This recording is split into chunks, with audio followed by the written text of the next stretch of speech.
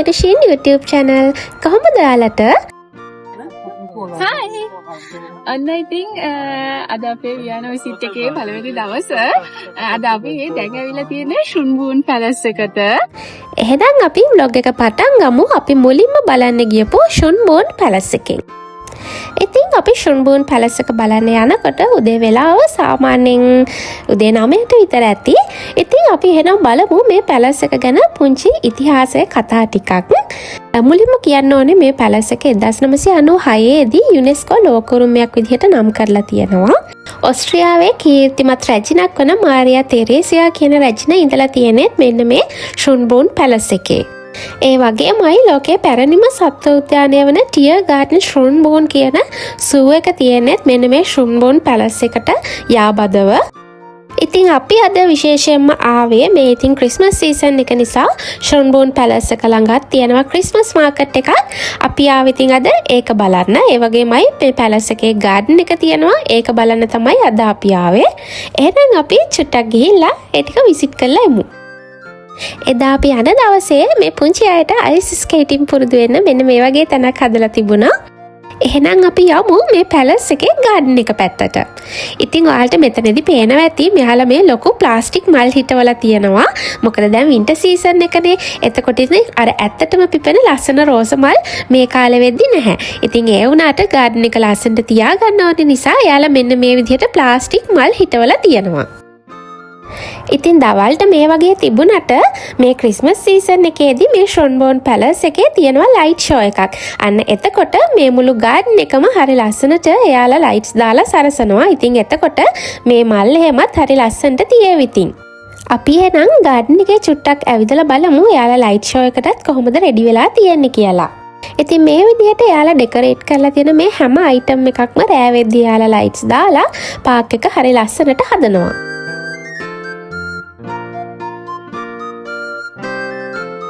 Garden එකෙන් එළියට එනකොට අපිට හම්බ වෙනවා මෙන්න මේ බිල්ඩින් එක. ඒ වගේම මේ බිල්ඩින් එක ඉස්සරහින් අපිට මෙන්න මේ වගේ ලස්සන පරිසරයක් තමයි දැක ගන්න හම්බ වෙන්නේ. අර ඔයාලට ඈත කඳ මුදුනින් පේන ඒ බිල්ඩින් එකේ නම ග්ලෝරියට්. අපිට ඒ පැත්තට යන්නත් පුළුවන්. එහෙනම් අපි ඒ කඳ පැත්තට ගිහින් බලමු.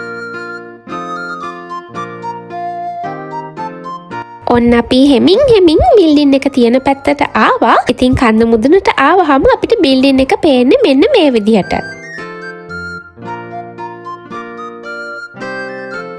කඳ මුදුන ඉඳන් බලනකොට අපිට වියානා සිටි එකත් මෙන්න මේ විදිහට පේනවා.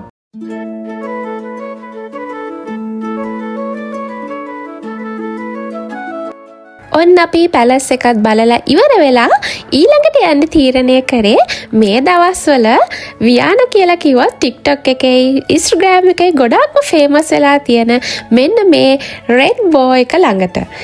ඉතින් එතෙන්ට ගියාම තමයි අපිට තේරුනේ එතන ෆොටෝස් ගන්නම ගොඩාක් ලොකු ක්‍රවුඩ් එකක් ඉන්නවා.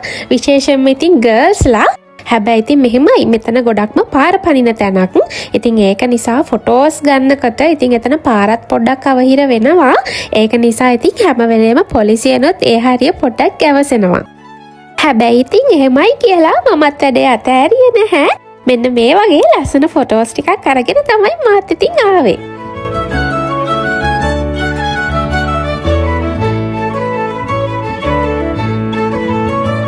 ඉතින් එතනින් එනකොට අපිට හම්බුණා මෙන්න මේ ඕස්ට්‍රියාවේ ප්‍රසිද්ධ බිස්කට් කම්පැනි එකක් කියන මැනා කියන කම්පැනි එකෙන් ස්පොන්සර් කරලා අරගෙන යන මෙන්න මේ ට්‍රේන් එක.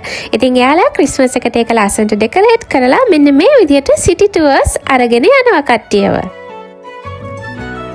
ඉතින් අපි ඊළඟට ගියේ ඕස්ට්‍රියාවේ ගොඩක් ප්‍රසිද්ධ සාඛා කියන කැෆේ එකේ මෙන්න මේ අවුට්ලට් එක බලන්න. මේ කැෆේ එක ඉතින් ගොඩක්ම ප්‍රසිද්ධ වෙන්නේ මෙයාලටම ආවේනික වෙච්ච කේක් එකක් තියෙනවා ගොඩක් ප්‍රසිද්ධ. ඉතින් ඔන්න ඕක නිසා තමයි මේ කැෆේ එක වියානවල ගොඩක් ප්‍රසිද්ධ කැෆේ එකක් වෙන්නේ. ඔයාලා වියාන යනවා නම් මෙතනත් අනිවාර්යයෙන්ම බලලා එන්න ඉතින්.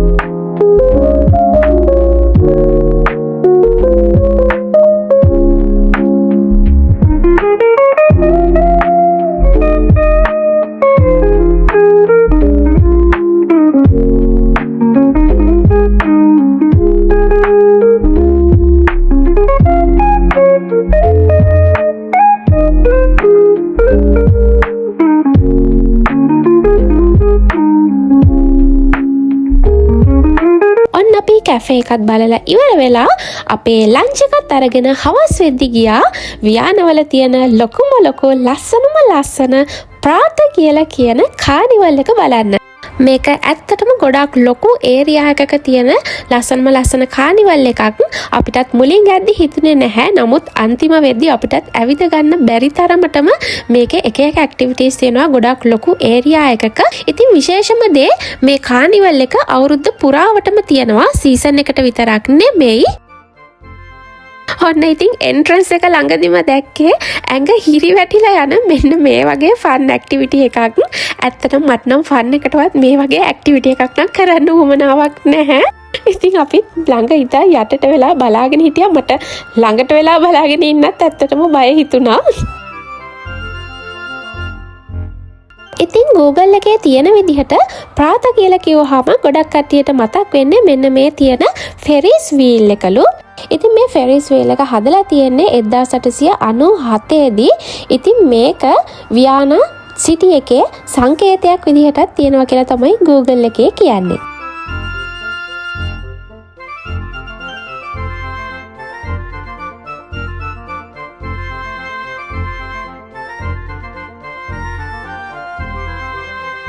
මේකෙති කැවිදගෙන යනකොට මෙන්න මේ වගේ මරු දේවල් අපිට හම්බ වෙනවා. ඉතින් ඇත්තටම හරිම ක්‍රියේටිව් විදිහට හරි ලස්සනට යාලා ඒවා හදලා තියෙනවා.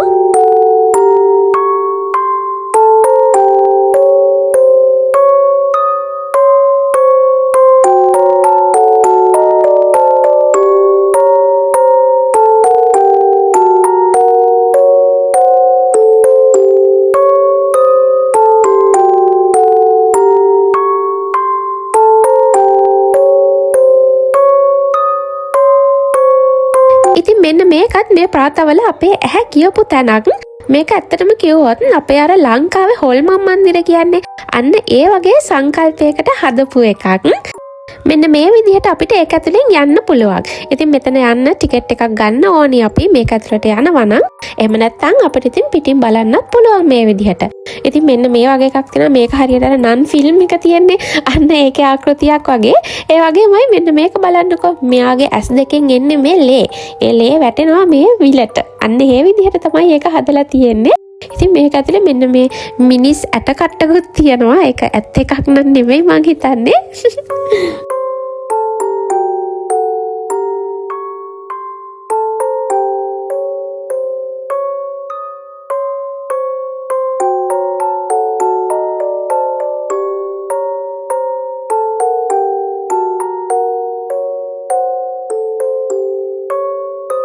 අපිටත් ඉතින් ඕමනාවක් තිබුණා මේ ඇක්ටිවිටි එකක් try කරලා බලන්න. අපිට තවම decide කරගන්න බැරි වුණා ඉතින් මොකක්ද අපි try කරන්න කියලා. ඔන්න ඔහම කල්පනා කර ඉන්නකොට අපේ හස්බන්ඩ්නුයි අපිත් එක්ක ගියපු තව යාළුවෙකුයි ඔන්න එයාලට ඕන වුණා මෙන්න මේ රේස් කාර් එක පදින්න. ඔන්න ඉතින් දෙන්නත් එක්ක යන්න තමයි හදන්නේ. අපි බලමුකෝ දෙන්නගේ වැඩ කිට කොහොමද කියලා.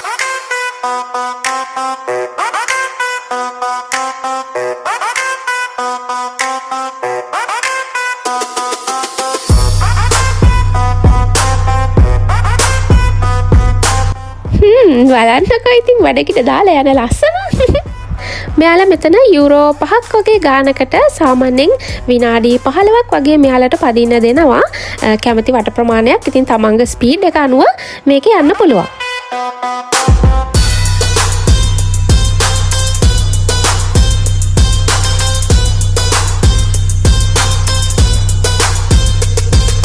ඔන්න ඊළඟට හස්බන්ඩ් මෙන්න මේ ගේම් එක ප්ලේ කරා. ඉතින් එයා කොහොමhari එක බැලුම් බෝලයක් මේකෙන් පුපුරව ගත්තා. ඉතින් මේකේ එක බැලුම් බෝලයක් පුපුරවුවාම එයාලා අපිට දෙනවා ෆොටෝ එකක්. මෙයාටත් ඒ ෆොටෝ එක හම්බුණා. ඒ වගේම තමයි ඊළඟට ඒ විදිහට බැලුන් එක කව කෙනෙක් පුපුරවනකම් එතන තියෙනවා ස්ක්‍රීන් එකක්. ඒ ස්ක්‍රීන් එකේ කලින් ඒ බැලුන් එක පුපුරපු එක්කෙනාගේ මෙන්න මේ විදිහේ ක්ලිප් එකක් දානවා ස්ක්‍රීන් එකේ. ඔන්න ඊට පස්සේ අපේ කට්ටිය ටික මෙන්න මේ බොක්ස් මැෂින් එක ටෙස්ට් කරා. බලමු කට්ටිය ටික කොහොමද ප්ලේ කරන්න කියලා.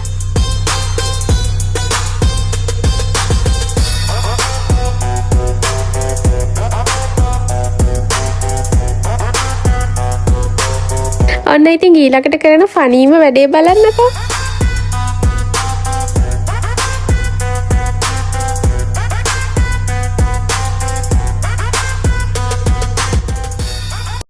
ඔන්න අපි ප්‍රාතයකේ ඉඳලා ඊළඟට යන්න තීරණය කරා ස්ටෙෆන්ස් ප්ලැට්ස් වලට. එතනත් ලස්සන ක්‍රිස්මස් මාකට් එකක් තියෙනවා. ඒ වගේම තමයි ගොඩක් ප්‍රසිද්ධ සෙන්ට් ස්ටෙෆන්ස් කැතීඩ්‍රල් එකක් තියෙනවා එතන. ඉතින් ඒ ඔක්කොමත් බලන්න හිතාගෙන අපි ස්ටෙෆන්ස් ප්ලැට්ස් පැත්තට ගියා.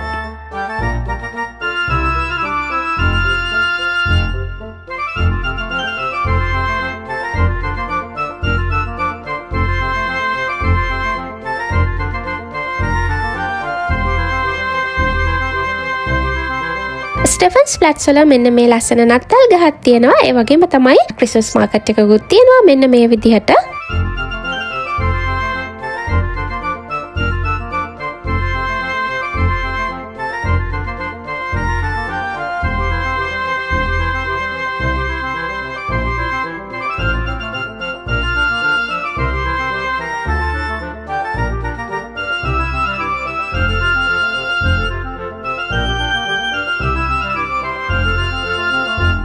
අපිට ඉතින් ගොඩක්ම වමනාව තිබුණේ මෙන්න මේ සෙන්ට් ස්ටෙෆන්ස් කැතීඩ්‍රල් එක බලන්න යන්න.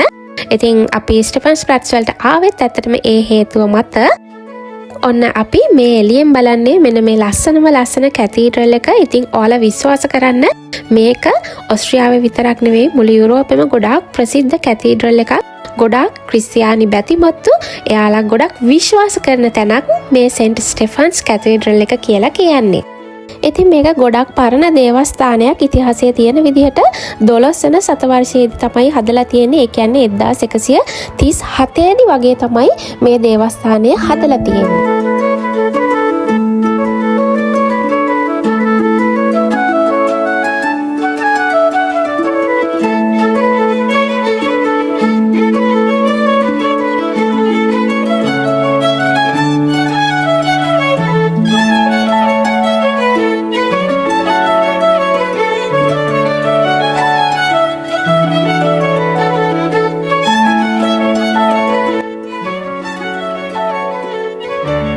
ඉතින් අපි කැතීඩ්‍රල් එකට යන වෙලාවේ එතන පූජාවක් තිබුණු වෙලාවක්. ඉතින් අපිත් කැතීඩ්‍රල් එක බලලා එතනින් එන්න පිටත් වුණා. ඔන්න ඉතින් ඊට පස්සේ දැන් තමයි විශේෂම දේ. ඉතින් ඇත්තටම ඔයාලට කියන්න ඕනේ අපි ව්‍යානවල දවස් 2ක් හිටියා. ඒ දවස් 2 අපිට ඇත්තටම ඉන්න තැන ඒ වගේම අපිට අපේ කෑම බීම ඒ හැමදේම දුන්නේ ව්‍යානවල ඉන්න මෙන්න මේ කෝසල අයියයි එයාගේ ෆැමිලි එකයි.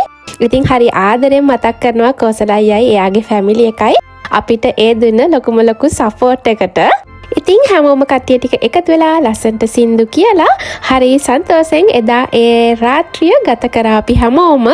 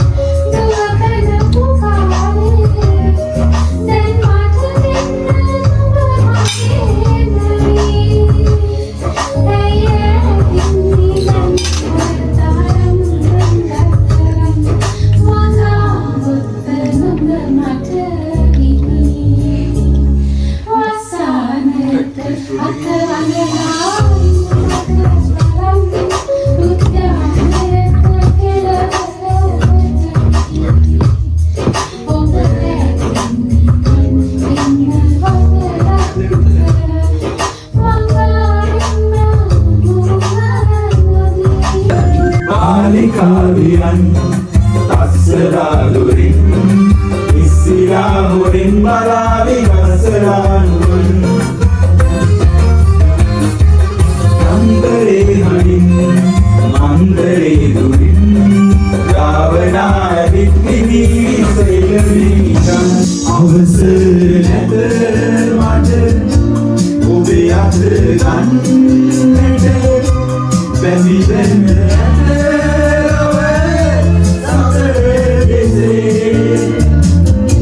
in the wood